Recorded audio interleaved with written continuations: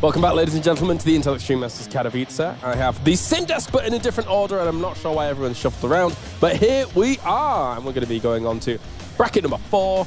Gentlemen, I can't remember what the next match is coming up. Does anyone know when the next match is? I don't know. Wasn't it Stats against Impact? Was it Stats Impact? Or the Stats Impact, current match. That's a good one. That's a good one. You're welcome. Well played. I looked to the lower third. Good memory. And asked you. I have my moments. You do. Few and far between. And you have my shield. Wow. It's all right. Wow. Gentlemen, what do we think? Stats versus Impact. I'll move off that as fast as possible. Jeff, going to start with you. I mean, Stats, again, still considered probably the best Protoss on the planet. If not the best, then certainly one of the nicest. You just can't help but to root for that guy. Impact is got to be the hipster pick for the tournament. Like, if you've been following that Korean scene, he's just very, very good. I think unnamed sources would tell you that kind of the disappointing thing about Impact is he seems to really thrash it up in kind of the earlier rounds of a tournament. And then once it gets down to that crunch time and you're facing, you know, really important matches that kind of determine your entire year, basically, he seems to have a little bit of nerves. So we'll see if he can kind of overcome that. We had this once already today where they're sat right next to each other, and I really like when they're sat right next to each other. Just like that. For people that are worried, there's big dividers. Yeah, in case you didn't see that, there's no way they can see each other.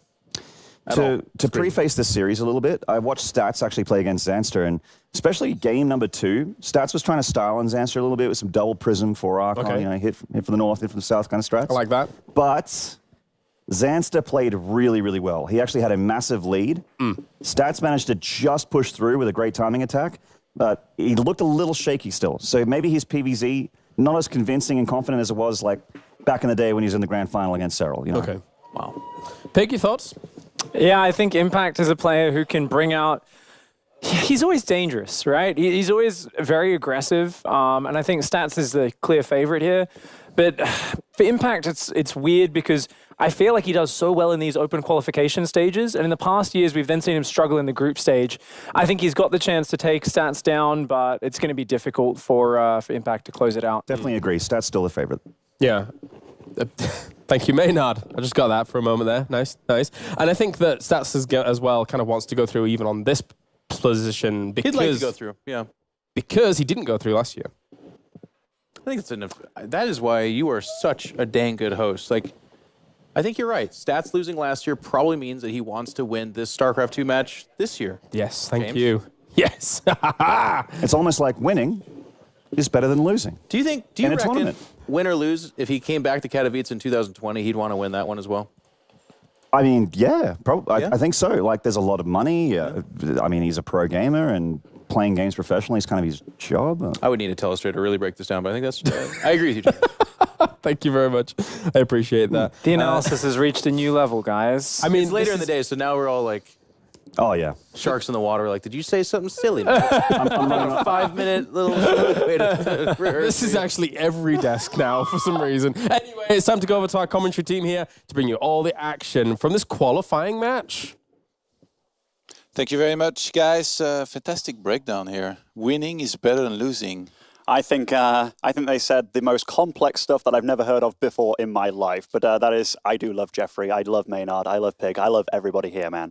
And you know who just lost recently? Stats in GSL. Lost to MC, lost to Cure, and finished dead last of his group in the round of 32. So if there's anything left for him to play, it is here at the Intel Extreme Masters Katowice to try and make it to the next round.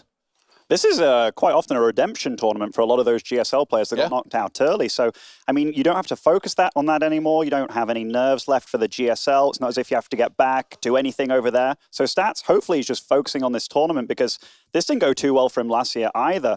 Impact, on the other hand, I do believe he made top 16 in GSL in his group. So he's looking pretty fresh, honestly. But if we talk about the players, this is almost like, you know, cool, calm, defensive, very calculated player against the absolute opposite in Impact. Impact is crazy. He's in your face. All-ins here, roaches, ravagers, you name it. Stats is looking quite sedated on the web or on the camera, by the way. Just a little lax, very relaxed, smiling as always. He looks very comfortable, and that's a good sign going into the game. Yeah, and sometimes I feel like some of your practice for a tournament, such as GSL, you know, which is like a league, you get a long time to practice for specific matchups, takes some time to kick in. You know, you lose in that tournament, but all the practice that you have acquired for those specific matches, it still comes in handy for the tournaments happening right after, just because you've worked so hard for it. So we could definitely be seeing something like this here, I think, out of Stats, where it's still going to help him a lot to have trained hard in those last days. Right, practice kicks in like a month later. I remember all the foreigners that went to Korea, they'd be talking about, oh, I practiced so hard. Then 6 months after, that's when they get really good. Anyhow, going into this first match of the series, spawning as our Blue Zerg in the southeast side of Port Alexander, it is Impact. Sickest glasses. Harry Potter glasses. And in the top left, playing in the red, it is Splice's Stats. Hashtag on the hunt. On the hunt, mate, on the hunt. Hasn't been a good start to the year for Stats. He is a guy that has been in finals of some major tournaments recently. GSL versus the World. He actually managed to push Cyril pretty darn hard. He was the finalist of BlizzCon. You can absolutely say he might be the greatest Protoss right now, but a little stumble in GSL isn't looking that good for him. But going into this tournament, this is fresh. He's looking good so far, and he is in the winner bracket. So if you do see either one of these players lose, this isn't the last you're going to see of them in this bracket by any means. Yeah, I think it's nice that there's at least a lower bracket. You know, obviously it wouldn't be ideal if you just travel all the way from South Korea, you lose one best of 3 and then that's it. So at least there would be that. But yeah, so far, pretty clean. He's faced 2 Zergs, so he got some good warm-up, did stats here. 2-0 against Mamba and 2-0 against Zenster as well. By the way, neither of these players have dropped a map here thus far. Impact took out Soul in his first round match, pretty tough. Took out a Laser too, so looking like a bit of a Polish killer, but that doesn't really matter when it comes to this match against his fellow Korean. Yeah, and we see the fairly standard openers here so far. Stats with the scout here, seeing what's up. That timing on the spawning pool, how much gas is being mined. The third hatchery is now going to start for Impact. Impact, I feel like he gets a little bit of a reputation of being, you know, a very aggressive Zerg player, and he is, but he definitely is one of those guys also that if he wants to go into, you know, 70 drones plus and then play like the late game, he also can do that very well, in my opinion. It's just that he prefers being on the more aggressive side of things, so you won't usually see him do that. Even if he drones up a whole bunch, you know, he'll stop at like 60, 64-ish, then make a lot of units and try to make some attacks happen. But yeah, we're in a PvZ here. Niduses are very popular. All like Protosses are starting to figure out better and better how to counter those, so we'll see if maybe one of those is involved here. And I can't think of too many Protosses that are more well-rounded than Stats in order to deal with those kind of things. We have a very early Twilight Council for Stats, so no Stargate on the map, which is usually a pretty ordinary opener. So I'd like to see what Stats goes with this. We have a very early third for Impact. That's to get creep spread up. That probe now leaves the base. He was trying to deny mining a little bit. And this Adept is just to get more vision. If you can get a drone kill or two, that's great, but don't think it too likely. This is mainly for information. Yeah, how much more gas was mined can be important. I mean, he sees that the speed's on the way. He kind of already pretty much knew that. Sees that there is no second gas or anything like that.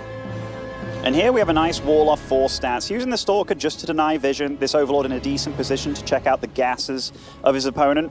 And you may look at the production tab and be like, what, a Dark Shrine? But this is obviously for the very, very tried and true Archon drop. You run in with 4 DTs early on. By the way, this Overlord path will get to see everything. So very nice scouting by Impact. Whether it'll be on time or not, we'll see, but a very prominent opener for Protoss. Yeah, you should be ready for it regardless. Like, we already see a Spore in the production tab here. And it's such a common opening, right? Like, you're either against Oracles or Archon drop, or quite a lot of the time, both. Yeah. By the way, you're doing a really good job this tournament of, you know... Not whining? Yeah, not being biased at all. What can I say, man? We've had Terra make it through now, you know? Yeah, well... I just wanted to say good job, you know. If you ever feel like sharing your real thoughts, though, don't hesitate. On the stream, Todd, on the stream. Yeah. The private stream, I mean, you know. I can't be doing that stuff here. I get sacked, mate. Don't worry, we're going to keep on... drilling me a little bit? Yeah, especially later on when when the really good Terrans come into play. The thing is, when it does get to the next round and you have like every Terran making it through, then I can't say anything, can I? Yeah.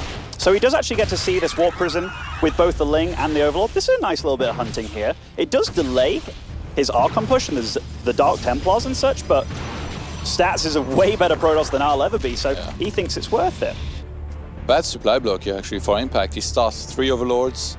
We've got more Dark Templars warping in, and a Forge on the way here for Stats. He's not going to ignore these upgrades. He's not going to commit to any kind of big attack. This is kind of what we come to expect from him.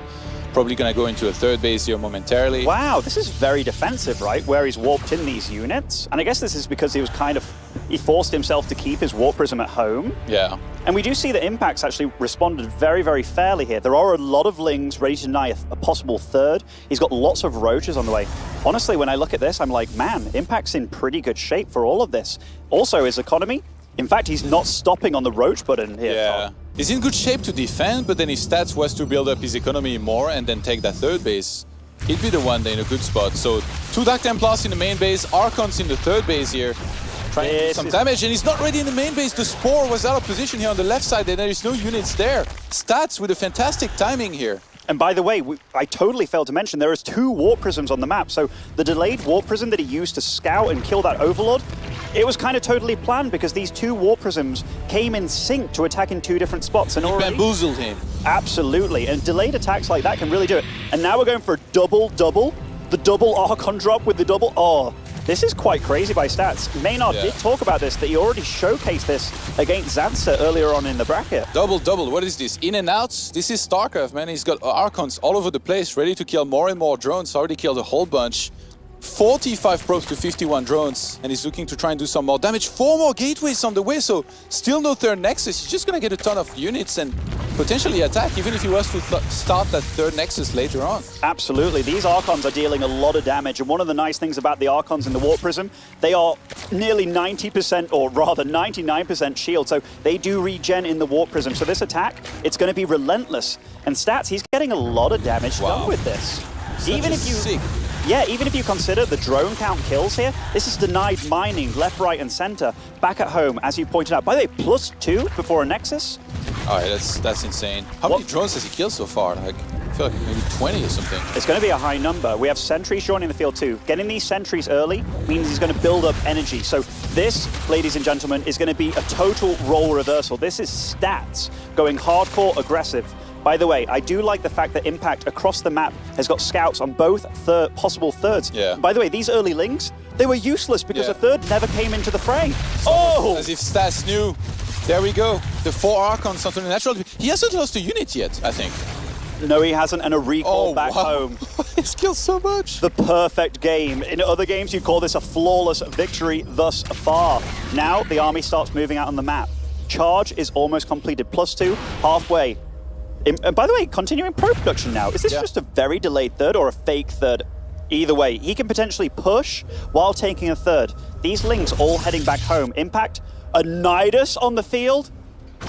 Yeah, I don't think he realized that he should not be too worried about attacking here, but rather on the defense. But I guess maybe if he can't time that well and there is none of the army of Stats back at home, but then he still would have recall, I guess. But even if he forced that, that could be good for Impact. I mean, he invested so much into units that he has to think of some way to make stuff happen himself here eventually. This army of Impact, definitely decent, but man, this army of Stats packs a punch. And that +2, when that gets online, these charge lots, these Immortals, these Archons are going to deal so much damage. Where is the other Warp Prism, by the way? This has to be somewhere on the map. He's going to, yes, this is not just a jab, but this is a jab, punch to the main base as well. And Impact is going to need some good head movements. Oh! Deal with this one. Really good force fields. Yeah, he's going to clear those out with the corrosive bile here, but the units were trapped for long enough that they're going to die very quick. Those 4 Immortals going to work. Archons still very healthy. The Charge Lots helping a lot too. And the Zealots in the main base finally were defended, but too much damage dealt by Stats. Man, Stats, he just came along with his... Oh, look at that little... I love that look at the camera. But man, he just came along with his lawnmower. Impact was the grass, and he just... I wish I looked at that resources lost tab at the end of that game, because he barely lost a thing there. That was absolutely flawless play. Also, something that I didn't really expect from Stats, him being the shameless aggressor there, putting up his 3rd behind that, but it almost seemed like a fake. By the way, the +2 finishing for those charge lots in the main, they were just 2-shotting every drone in sight.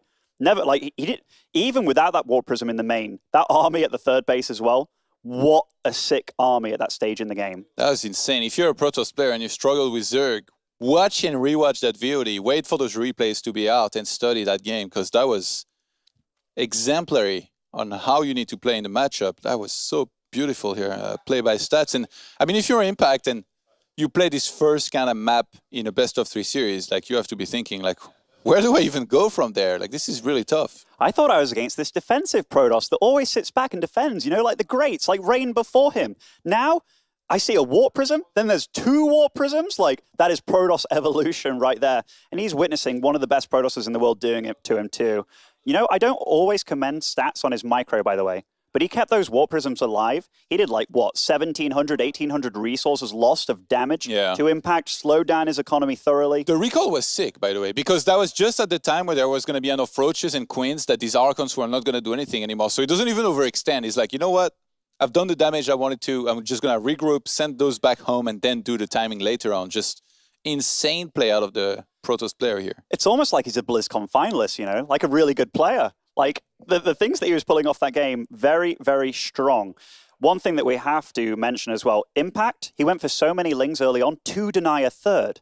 He was totally thinking about, okay, I play a player that's very standard. He'll take a third at this time. This will go my way. Stats, he flipped his strategy entirely. And I love it when players are able to mix it up like that, because Impact did what Impact does, make quite a lot of units. He didn't buy, well, he was making a Nidus at the end of the game, but Stats, yeah, you got to commend a guy like that. Yeah, sometimes it's not good, obviously, to be predictable, right? Like, if you're masterful at what you do, I guess it can be okay. But in this case, Stats just was the aggressor, and it just worked out so well for him. And that double prism, I mean, even we didn't notice. And I think that's really what changed everything. Because if it had only been the Archons on the third base, then Impact was completely ready for that. It's just the units in the main base, the Dark Templar, starting to kill drones, forcing drones from being pulled away. And that creates a snowball effect, and then you start on falling more and more behind. And I love this about meta in StarCraft, by the way. It's like a strategy.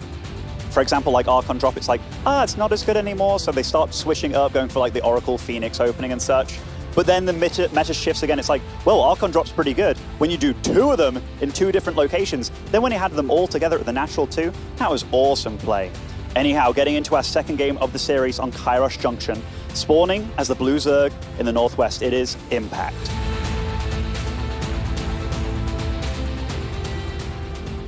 And his opponent in the reds, he had a masterful game number 1. He wants to close things out and qualify for the round of 24. It is Stats. This is a very different Stats to what I saw in GSL, by the way, and it is beautiful to see a player bounce back so quickly. Oh yeah, I mean, I feel like whoever loses here, they're gonna have a serious shot anyway at making the round of 24 in that lower bracket, but they would have to win 2 more matches, which is so important against some potential very strong players. So it's obviously much better to make it there. When you talk about favorites in this bracket, this is bracket 4 now of day 2.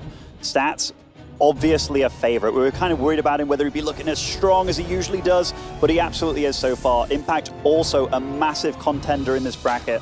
Over in the lower bracket, we have good players like Solar, Lambo, DNS, Trust, Denver. This is very, very stacked.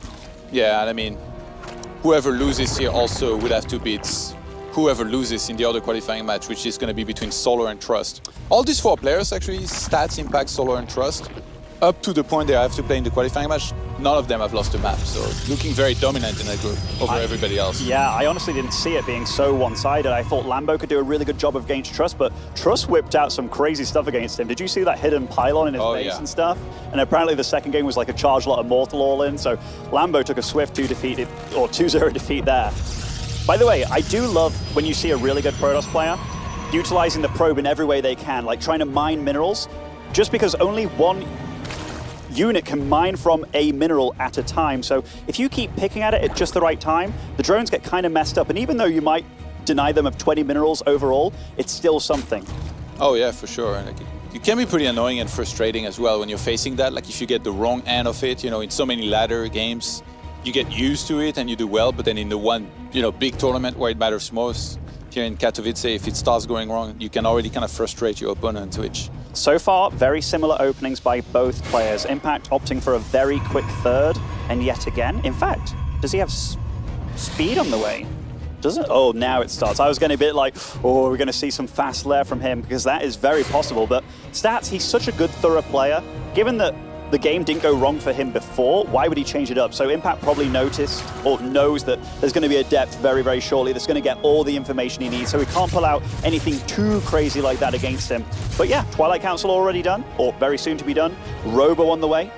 Stats sticking with what works so far. Yeah, and I think it's a very good build order to go for, just because also you don't have to commit everything to aggression, right? You just kind of see what the opponent has. If they've overmade units, then that means they don't have enough drones, right, in terms of economy. So then you just don't attack. You just pull back, and you're ahead on the economy side of things. You know, often when you look at pro players and their builds, especially the guys at the very, very top like Stats, maybe there are different, or there absolutely has to be different follow-ups to the builds that he's doing. So I'm wondering what kind of, he must have a plethora of builds and channels and tree avenues in which this build can go down. But right now, going up to 4 gateways, Dark Shrine on the way. Does he still have a Stalker in his natural? Because he used that before to deny vision. Yes, so absolutely sticking with what he did in the first game. Yeah, which is really nice, because he gets the Prism, which gives vision onto that Overlords there, and then he just hunts that with the one Stalker and kills it. Unless he wants to go quicker across the map, but I feel like that's not necessary. Killing this one Overlord can be really nice. Last game, that was kind of what started things. That was like the initial first blood where he supply blocked Impact, and then from there he killed drones in the main base. And again, that snowball effect was created. And yeah, he's going to do the exact same thing here once again. And the second Warp Prism already in production too. So that's really smart. It's really nice. It worked for him in the game one. There is one massive difference this game, and that's from Impact. There isn't that squad of Lings ready on the third base or possible third bases of Stats. So learning from his mistakes or just potential, you know, unfortunate decisions from the first game. So I love that he's also changing it up a little bit. He will have Roaches out in the field. He's getting speed for both Lings and Roaches. By the way, the Ling speed much later this game, meaning that he got to use that money, that economy, to push into more drones as well earlier. So his economy is definitely looking better this game, but he does see the Archons are going across the map. Yeah, I wonder if Stats will do the same thing where he delays the third base, or if he takes it quicker now this time around that there is no links. I see units on the third base. Maybe that's a probe already kind of ready to drop that down. Yes, it is. No, that's an adept. Okay. Either way, there are a lot of Roaches, and it does seem like Impact's in pretty good position to hold off this first Warp Prism. The Warp Prism is, or the other Warp Prism is just outside the main base though. There are DTs warping in, but look at this. This is actually beautiful planning by Impact. 5 Roaches already ready. Also in the Overseer, a very important feature, as he doesn't have a spawn in the main mineral line. And this is what I was talking about. If you pay close attention to your units, sure, like, you're investing a lot into being aggressive, but you don't have to overextend. Like, Stats went for the same build as last game. This time Impact was ready. Does that mean that Stats is behind? No. He forced a lot of Roaches, forced Overseers, and he's just going to build up his economy a little bit more. So obviously, I mean, it's good for Impact that he didn't take damage from this, and he can build his own economy as well. But Stats, I don't feel, has fallen behind from, you know, going for this attack and not necessarily doing damage just yet. By the way, is that no Spore going to not pay dividends here? Oh, crazy Spire play on the bottom of the map. But Stats doesn't give a damn. He is running in there with his Archons, and now the damage is going to start piling up. He's also denying creep, which is really big deal. Denying your opponent a vision, denying his ability to just rush across the map at light speed against you. The Spire play could really catch Stats off guard. By the way, drone count up to 58 already. He's done really good droning out a lot of units, despite being under pretty harsh pressure, honestly. But he's deflected it all perfectly. Yeah, there is no way that Stats will spot that Spire at the bottom side of the map. So here's what Impact is shooting for. He wants to make a bunch of Mutas, and as they come out, he wants to catch one of the Prism, in which case there wouldn't be time for it to recall out of there. And if you snipe one of the Prism, then you can kill the Archons as well if you're on point with the Roaches being there. Sniping a Prism plus 2 Archons would be the dream scenario here, I think, for him. We have to talk about the location of that Spire too. Like, that's actually a beautiful spot to put it, because these Archons, they do get a lot of vision while they're harassing your bases. So making him absolutely not aware that Mutas are going to be joining the field anytime soon, that's very smart by Impact. All right, let's see. By the way, there are a few things that has also changed about Stats. This third is much earlier. There weren't the Lings on the field to deny that. We will see how much damage these Archons can get going. They get some juicy shots off against these Roaches. Where are the Mutas? They're not here yet, Todd, but one Warp Prism is getting a little bit lower. The thing is, it's quite hard to chase these Warp Prisms. Oh, he's going if they're around with the overground. Mutas at the bottom side of the map, so he's gonna fly into the main base. Instead of trying to catch the Prisms, he's like, I have enough roaches back at home to deal with these, so I'm just gonna fly into your mineral line. You're not gonna be ready. I'm gonna start on killing probes. And usually when that happens, here's how it goes. A base trade begins. Because there is Warp Prisms across the map, Stats can warp in Stalkers and just go for the kill, knowing that there might not be enough on the ground for Impact to hold on. What does he do? Does he recall? I think he's gonna go for the base trade. I think so too. These 4 Archons are regenerating in shield. But these Mutas are going absolutely ham. Where are the Warpins? Are they all aggressive Warpins right now? He's just gonna try to kill him. He's hesitant a little bit, pulling back for a second. He has to go for it now before there is more Ravagers, before there is Spine Crawlers. Nice concave, already pre-set up here from Impact. He's got so many roaches. Force Field start on landing here to try and split some of those away. There is a lot left over from Impact. Looks like he might be cleaning up even without the Mutas. What a difference in games. 32 probes down and that counter is still climbing. The Archons are dying. There's Immortals at the back, but this is a lot of Impact. He knew this fight was coming. Stats down to 3 probes while this is all going off. It looks like Impact is easily going to take this game. And what a turnaround by the young Korean in Impact. This was such a good hold by him. A good read of the game. The Mutas come in to finish off the job too. And boom. Wow. What a difference. The exact same strategy from Stats. But man, Impact played a little bit different. He changed up some parts of his build. No longer did he go for the early links to deny the third. Those sneaky Mutas, he got to drone up a little bit more too. There was no Nidus in production. He really caught Stats with his pants down that game. Talk about staying focused, by the way. After game number 1, I was questioning, the potential ability from Impact here to stay focused, stay in it, not let it get to his head, the fact that Stats played such an incredible game and he was so convincing. And he was like, you know what? It's my turn now. He turned it on and very convincing win here for him, and he gets the equalizer. If Impact really showed me anything that game, it's his ability to be like, oh, you played that strategy? Oh, you're doing the same thing again? I know exactly how to play against it after I've just lost to it. Because StarCraft, it's a game of incomplete information. And he looked at it, he looked at Stats, he thought he had the right answer in the first game, but we don't always make the right choice. And he honestly didn't with those Lings early on, but he changed it up and he made all the right moves. And now we're tied in this series. And it almost lends perfectly to his style as well, because Impact is the guy that loves to make a lot of roaches, not necessarily go too high in drones. He loves to make those Mutalisks as well and be active with them, and he's very good. The decision of not going for the War Prism, I think, was great, because he completely caught him off guard. And once, if you find out about Mutas being made as they reach your mineral line and you don't have cannons and shield batteries inside of those and you're not whopping Stalkers or Phoenixes back at home, you're already in a lot of trouble. Usually you already have lost the game, which was really the case here. Stats tried to salvage that with a big attack, but Impact had enough on the ground. He didn't overdrone, and very clean win here. Upon sending the Mutas to his opponent's base, he was also making Spine Crawlers back at home too, so he knew what it was going to be forcing. He knew the next stage of the game. You talk about chess players knowing moves in advance, StarCraft players definitely do too. And spawning on the 3rd map of this series, over in the bottom right of Cyber Forest, it is Impact.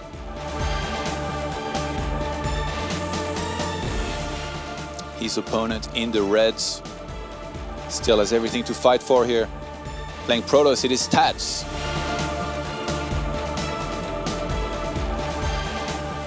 A much different map here, Todd.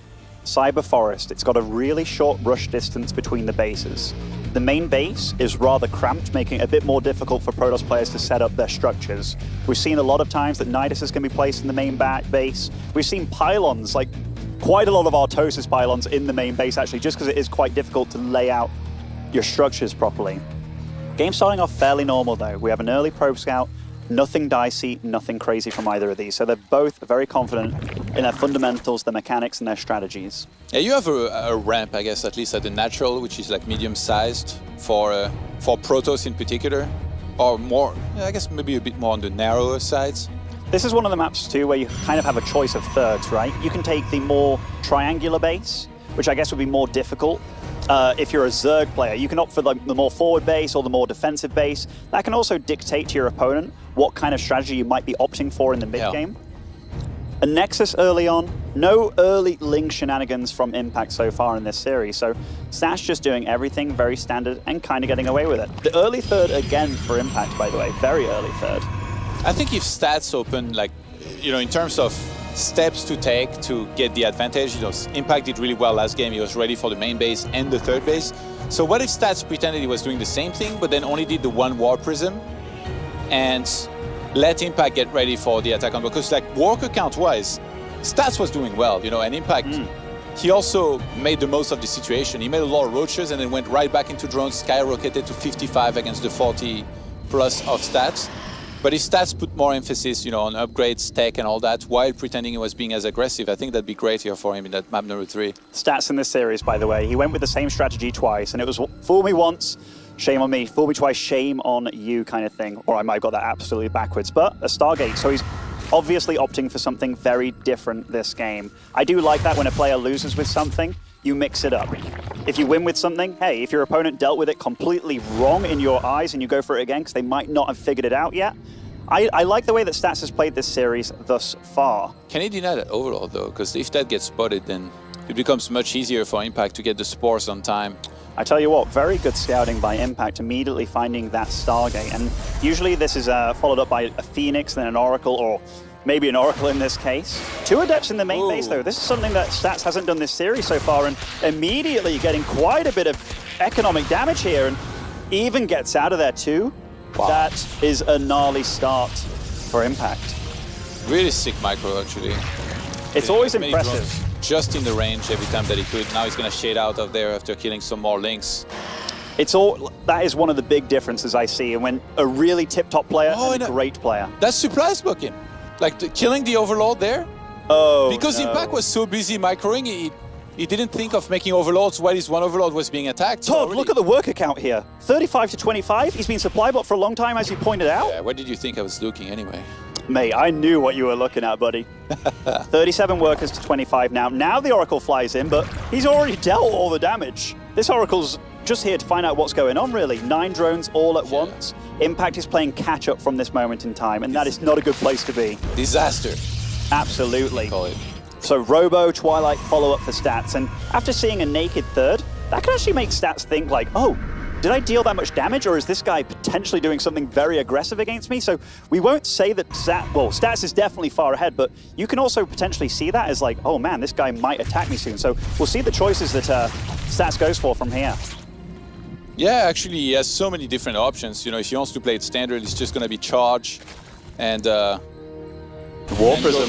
Go into Templar Archives or something like that. But I think Glaives in this kind of game can be really good. Okay, he drops down the Templar Archives. What does that usually signify? It's going to be some kind of like charge lot upgrade going on? Yeah, but like you don't have to get it right away, right? Like the priority will be, I think, Archons for harassment, like he did it before. But it's going to come so fast. Like he's such in a good economic position compared to most games, just because he's killed that many drones already. And a much earlier third for Stats this game too. Like his strategy is totally divvied up here. And in terms of map control and awareness, he doesn't get any better than this here for Stats. He's got 2 Oracles alive, not only can he do damage with them, he's also going to be able to tag whatever is coming out from those units here and have a lot of info, but actually... This is a nice catch, because this forces the Oracles back home, or potentially making more battle units. Whoa, this is going to get really low, and there's no units nearby. These Oracles need to get to work here. Oh, he didn't go for it, but I don't think it would have gone down, actually. Yeah. So Immortals being made, Archon drop on the other side of the map, too. So it's like, hey, man, you're going to try and cancel my third? Well, I'm going to send units to your side of the map. Going for the denial of creep here, too. Lots of roaches on the way, and these aren't for any sort of all-in here, at least for the time being. These are purely for defense against these Archons. And also, given the fact that he's just played against double... Oh, nice transfuse. Is he going to keep that Archon? Oh. Very close there, very close. But given that he's played against double War Prism twice now, 6 Overlords at once. Yeah, that's not a good sign here. That's not where you want to be here. Does that mean he's just gearing up to go down for the... No, I think he's just got supply blocks. So absolutely, yeah. He's like, well, I can't make any units anyway, so I might as well spend those minerals. And there, more Overlords are going to die. Oh, and he even produces a lot more too, so he didn't know how many he had in production. So Stats is throwing a lot of chaos at Impact, and Impact, honestly, I think he's a little flustered from this game.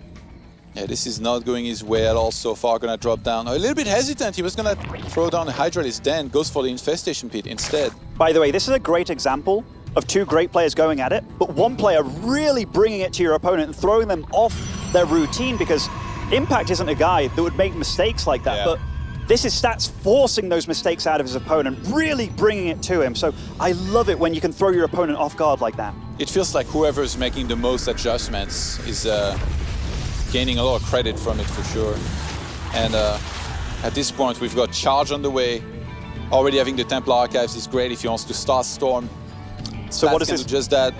By the way, Infestation Pit is already done now, so this looks like it's going to be some kind of Roach, Ravager, possibly Swarm Host as well. Yeah, I think like in a game like this where it's not going well, maybe like one of the better ways that you can try and come back would be get a ton of Swarm Hosts and hope for the best. Maybe some Nidus with Swarm Host action that we've been theorizing about, you know, to sending these locusts from multiple angles, sniping. But Stats isn't giving him the time of day. Charge is almost done. +1 is almost done. This is a very scary timing attack. The 2 Oracles are still alive, by the way. Does get a little tag there. Gets to see a lot of vision. It's a lot of Roaches, and Charge isn't quite yet done, but just a few seconds. And is that when Stats is going to pile on the pressure here?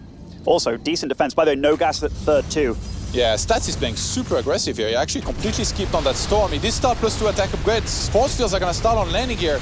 Those get cancelled out, but not before a lot of the Zerg units start on dying.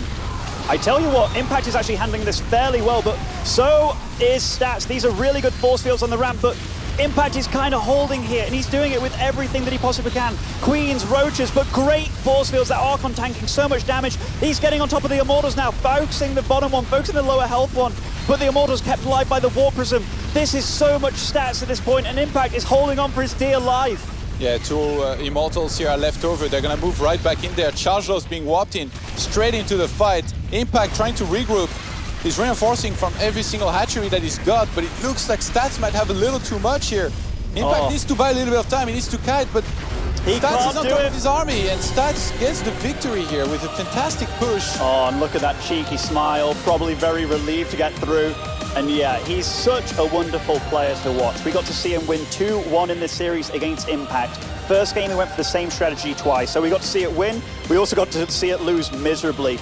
Impact, we got to give him credit too. He really, after losing against that strategy, it looked really damn strong. He really shut it down in the second game, but this game, the final game of the series, Stats brought something new and yet again, and threw Impact off guard right from the start with those 2 Adepts that got in and killed 5 drones. I love how Solar came over right away, you know, he's like, nice Protoss, bro. Little bit of banter going here, perhaps. But yeah, I can't wait to hear from Stats in just a minute. Before that, we're going to head to a break, so we'll see you guys right after this.